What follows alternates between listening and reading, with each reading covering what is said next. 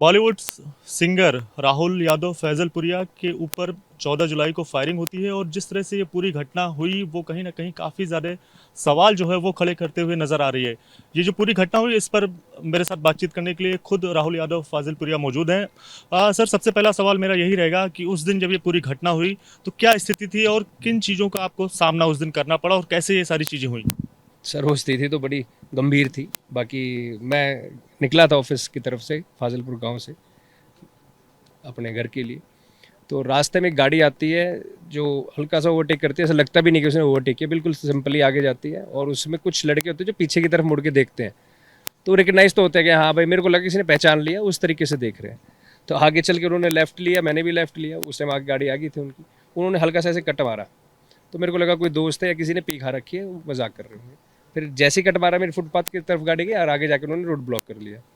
Road block करने के बाद जब उसमें से पिछली सीट से पहले राइट साइड से लड़का उतरा, फिर लेफ्ट साइड से, उसके हाथ में जब मेरे को पिस्टल दिखाई दी, जब मैंने अपनी गाड़ी बैक गियर में पीछे ली और उन्होंने भागते भागते फायर करे और जब मैं काफ़ी पीछे चला गया तो वो अपनी गाड़ी में बैठ के भाग गए। ऊपर वाले की दुआ है कि आप सही सलामत हैं। और लेकिन अगर बात करें तो फायरिंग में 3 लोगों के नाम सामने आए, सुनील सरधानिया, दीपक नांदल और इंद्रजीत यादव। इन तीनों से आपकी दोस्ती है या इन तीनों को आप जानते हैं? और 5 करोड़ रुपए की जो बात है वो भी सामने आई, क्या है ये सारी डिटेल? सर ना तो मेरी इनसे हाल फिलहाल बहुत अच्छी दोस्ती है, ना मेरी दुश्मनी है।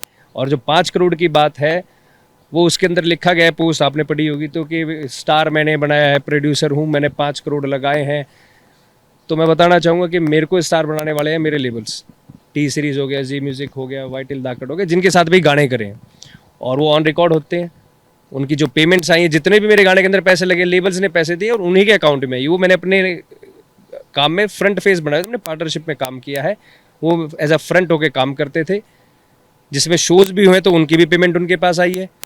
आज तक जितने भी शोज़ हुए, कम से कम 100-150 शोज़ की पेमेंट उनके पास है, सारा हिसाब उनके पास है। हम छोटी से छोटी चीज़ें लिखते थे, 100 से लेके लाख तक की, वो भी उन्हीं के पास है, क्योंकि संभालते तो लिखा भी है। तो वो इस तरीके की चीज़ें अगर वो कह रहे हैं कि वो दावा सही है, अगर वो सही है तो वो भेज दे, मीडिया के माध्यम से भेज दे। भाई क्या पता मेरे को हिसाब ध्यान हो। बाकी 5 करोड़ बहुत बड़ी अमाउंट होती है, अच्छे अच्छे को ध्यान होता है। आप कह रहे हैं सारी चीजें वो जी, आप कह रहे हैं ये सारी चीजें वो संभालते थे, तो क्या आपकी उनसे दोस्ती थी? और दोस्ती अगर थी तो ये दरार कैसे आ गई? सर दरार काफ़ी चीज़ें होती है उनकी वजह से आ जाती है।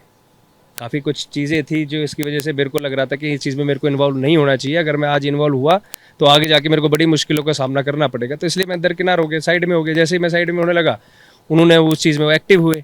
आज वो देश छोड़ के बाहर बैठे हैं तो क्या कर रहे हैं आप लोगों को भी पता है, मेरे को भी पता है। और मैं तो ये कहना चाहूँगा कि अगर कोई हिसाब है तो आपके माध्यम से भेज दे, मैं अपना बना के भेज दूँ। अगर कुछ भी निकलता हो तो मैं देनदार हूँ, अगर वो देनदार तो वो दे।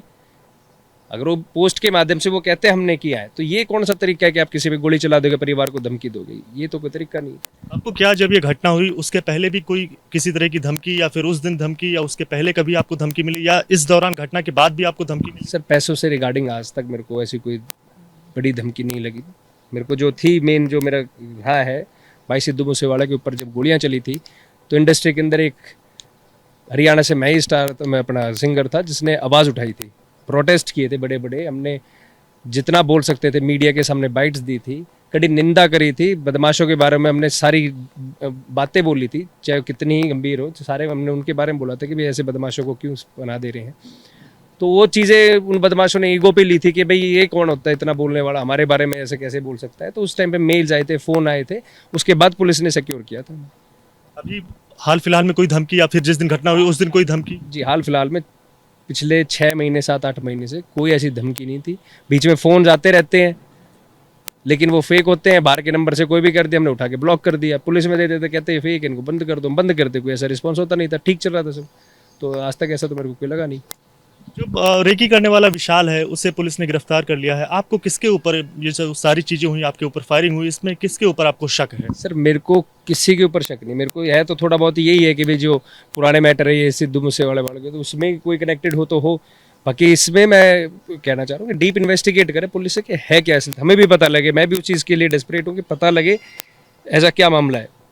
जेजीपी से चुनाव भी लड़ चुके हैं, सुरक्षा भी आपके पास थी, सुरक्षा जैसे ही वापस ली जाती है तो आपके ऊपर फायरिंग हो जाती है। तो आपको क्या लगता है ये सारी चीज़ें जो है वो कहीं ना कहीं एक दूसरे से रिलेट करती हैं, एक दूसरे से जुड़ती हुई नजर आ रही हैं? सर 20 दिन पहले मेरी सुरक्षा वापस हुई थी, जिसकी मैंने अपनी खूब अच्छी पैरवी करी थी। कमिश्नर साहब से मिला था, जितने भी ऑफिसर से मिला था, सबसे मिला, मैं रिक्वेस्ट करी कि भाई मेरी सुरक्षा वापस करी जाए। तो सब ने मेरे को पॉजिटिव रिस्पांस दिया और रिव्यू के लिए मेरी डाली हुई थी। 20 दिन पहले बोला तो रिव्यू पे चल रही थी, और अभी कावड़ में सब ऑफिसर्स बिजी थे, तो वो रिव्यू होनी थी, उसके बाद वो वापस भी होती अगर उनको लगता तो मैं तो अपने कंसर्न में पूरा रहा इस चीज़ में। मेरे को नहीं लगता कि पुलिस ने कहीं इसमें कमी छोड़ी होगी। आपने बंदूक के लाइसेंस के लिए भी अप्लाई किया है? मैंने जिस दिन ये इंसिडेंट हुआ उसे एक हफ्ते पहले ही, मगर अभी सिक्योरिटी में टाइम लग रहा है तो लाइसेंस बनवा लेते हैं। तो मेरे को नहीं लगता कि अपनी सेफ्टी को लेके अगर मैंने कोई चीज़ की है तो गलत है। सर ये एक सवाल ये भी है कि एपी ढिल्लो हो, पंजाबी सिंगर रंजीत बावा हो, आर नैत हो, हरमनजीत सिंह खयाला हो, जानी, जो इन सब को भी कहीं ना कहीं जो धमकी है और तमाम सारी फिरौती की जो धमकी है, ये सारी चीज़ें आई, और अगर नहीं पैसे दिए जाते हैं तो लगातार फायरिंग होती है। तो क्या म्यूजिक इंडस्ट्री को एक तरह से टारगेट किया जा रहा है गैंगस्टर की तरफ से? म्यूजिक इंडस्ट्री को कई तरीके से टारगेट किया जाता है। अब जैसे मेरे मामले में गए तो मेरे को सीधा सीधा डिफेम करने की कोशिश है। पहली चीज़, अगर आप कहते हैं कि 5 करोड़ की धमकी है तो ये ब्लैकमेल करके फिरौती मांगने का ही तरीका है। अगर किसी का वो कहते हैं कि भाई पोस्ट सही है, अगर ये निकल के आती है सही, तो धमकी मांगने का, पैसे मांगने का ऐसा कौन सा तरीका है? पहले गोली मारो फिर पैसे मांगो, ऐसा कोई करता है हिसाब? तो ये आजकल नया ट्रेंड है कि ऐसे नहीं तो ऐसे, क्यों पुलिस को बीच में आएगा कि भाई इनका लेन देन का हिसाब है, पुलिस सीरियस ना ले, उनको सुरक्षा का भी दिक्कत रहे और हम अपना काम भी कर पाए, फिर उनको मजबूरन पैसे देने पड़े। तो ये नए नए ट्रेंड चल रहे हैं, हर तरीके से मांगते हैं। पंजाब में कहीं मांगते हैं या तो तुम गाने दो या तुम हमारे जानकारों में शो करो। हर तरीके के अलग अलग तरीके हैं, जिस तरीके में कौन ढलना चाहता है। हम तो नहीं डलेंगे, मैं तो इस चीज़ के बिल्कुल सपोर्ट में नहीं करता कि पैसे दो किसी को नहीं देने चाहिए। इंडस्ट्री से आपको कोई सपोर्ट मिल रहा है? क्योंकि सिंधु मूसेवाला की जब हत्या की गई थी तब आप काफ़ी खुलकर सामने आए थे, आपने प्रोटेस्ट भी किया था, आपको कोई सपोर्ट मिल रहा है? सर मेरी आदत है सच के लिए हमेशा खड़े रहना, चाहे वो किसी के साथ भी हुआ हो। जब भाई के साथ हुआ था तो हमने ठोक के खड़े हुए थे, उसके ही आज तक भुगत रहे हैं। आज तक सारी प्राइवेसी जीरो। ये जो आपने सिद्धू मूसेवाला के समय जो आपने प्रोटेस्ट किया था, क्या ये उसी की वजह से सारी चीजें हो रही हैं, आपके ऊपर फायरिंग हुई? इसी मामले में पुलिस इन्वेस्टिगेट करे सच्चाई की। अभी इसमें 2-3 एंगल आ चुके हैं, तो पुलिस उन पे काम कर रही है। सच्चाई निकल के आए है क्या, कि किसने करा है, सिद्धू वाला वो बनता है, ये जो पर्चा ये सोशल मीडिया पे आया एक नया दावा ये है, या जो मुझे वो कॉल आई थी उस रात को उससे रिलेटेड है। तो एक बार पुलिस पता करे कि है क्या। कॉल में सर क्या कहा गया था? कॉल में सर पंजाबी लैंग्वेज में था और क्लियर बातें कही थी कि अपने फ़ोन रिकॉर्डिंग चला ली। उस समय पुलिस वहीं पे थी और उस वही सारी बातें थी, धमकियाँ थी, हमें तेरे घर के बारे में पता है, तेरे रिश्तेदारों के बारे में पता है, पैसे का इंतजाम कर लो। तो सर क्या किसी को लॉरेंस बिश्नोई की धमकी आती है, किसी को बम्बिया गैंग की, किसी को गोल्डी बरार की जाती है? क्या नाम और फेम जो है वो जान का दुश्मन बनता जा रहा है क्या? मेरे पास जो आई थी उसमें मैंने फ़ोन नहीं उठाया, तो प्रॉपर नाम लिख के भेज रखा है, फलाना आदमी बोल रहा हूँ। मैंने ही पुलिस को बोला था कि अभी इसको ना करें, अभी इसको मीडिया में रिवील ना करें, क्योंकि ये करेंगे 2 के और फ़ोन आएंगे तो मुझे इसको भी रोके, आप इन्वेस्टिगेट कर पे इसके काम करें। तो ये तो अब नया ट्रेंड बन गया। पहले तो क्या था कि यहाँ से जाते थे, मेहनत करनी पड़ती थी, आज तो बस एक फ़ोन खरीदना है, 2 शूटर तैयार करने, काम अच्छा चल रहा है सबका। क्या भारतीय सिने जगत में जानबूझकर कोई दहशत फैलाना चाह रहा है और इसके पीछे कौन है? सबसे अच्छा रास्ता है ना पैसे कमाने का, एक फ़ोन ही तो करना है बाहर बैठ के। बाहर से पता है पुलिस अभी पकड़ नहीं पा रही है, तो उनके लिए ईजी है। जब यहाँ पे रहे तो डर रहता है कि हमारे भाई हमारे साथ कुछ होगा। जब कोई आदमी बाहर ही भाग गया तो फिर क्या ही डर होगा। तो ये सबसे ईजी तरीका लगता है मेरे ख्याल से। आखिर में सर आप प्रेमानंद महाराज जी से मिले, कैसी रही है धार्मिक यात्रा और कैसा अनुभव आपका रहा? मेरे ऊपर तो कहते हैं ना कि जो भक्त हो महाकाल का, तो उसका कौन बिगाड़े। तो भगवान के ऊपर से आशीर्वाद रहा है कि पास भी गोली नहीं आई और आगे भी आशीर्वाद बना रहे। प्रेमानंद जी से मिलके पॉजिटिव जो दिमाग नेगेटिव था वो पॉजिटिव जाके हुआ। वृंदावन गए, मथुरा में दर्शन किए और बड़ा अच्छा लगा। तो उस दिन मेरे उसके नेक्स्ट डे ही मैं चला गया था 2-3 दिन के लिए बाहर।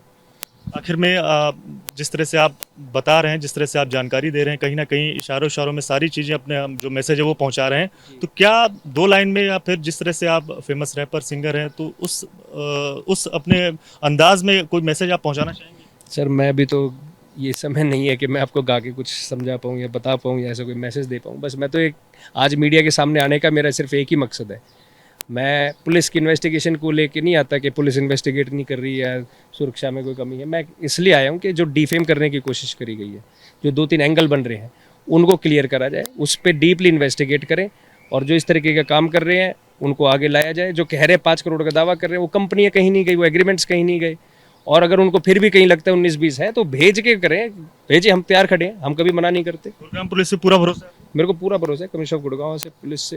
उन्होंने पहले भी अच्छी कार्रवाई करी, आगे भी करेंगे। शुक्रिया बात करने के लिए। तो गुरुग्राम पुलिस से पूरा भरोसा है राहुल यादव फैजलपुरिया को, और जिस तरह से उनके ऊपर जो घटना हुई, जो फायरिंग हुई, उसको लेकर पूरी जानकारी उन्होंने एबीपी न्यूज़ के साथ साझा की।